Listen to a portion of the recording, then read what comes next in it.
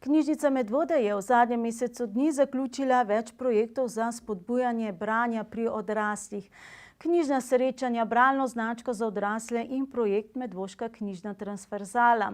Do jeseni pa tudi torkove pravljične urice za najmlajše.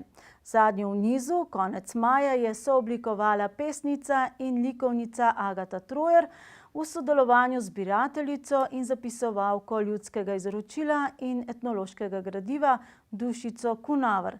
Sledi odgovor na vprašanje, kaj je to Kamišibaj.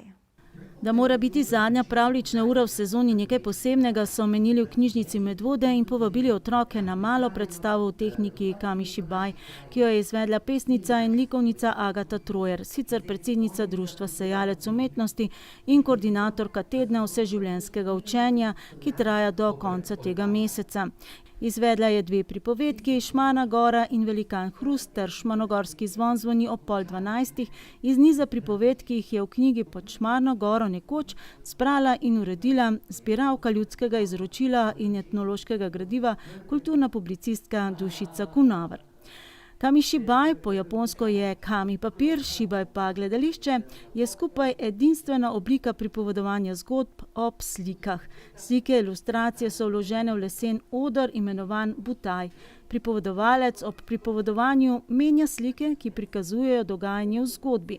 Kamišibaj uvrščamo med predstave manjšega tipa oziroma komornega gledališča in vabijo k bližini in vključenosti gledalcev v vzdušje zgodbe.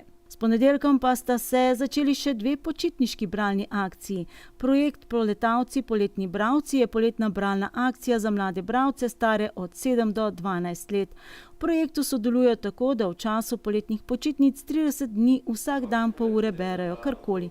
Knjige, stripe, revije, recepte. Jeseni pa v knjižnici oddajo zgibanko s svojimi podatki in izpolnjen seznam bralnih dni. Tisti med 13 in 16 letom pa se lahko pridružijo najpoletavcem, ki morajo med poletnimi počitnicami prebrati vsaj 3 knjige ter njihove naslove in avtorje skupaj s svojimi podatki oddati v spletnem obrazcu.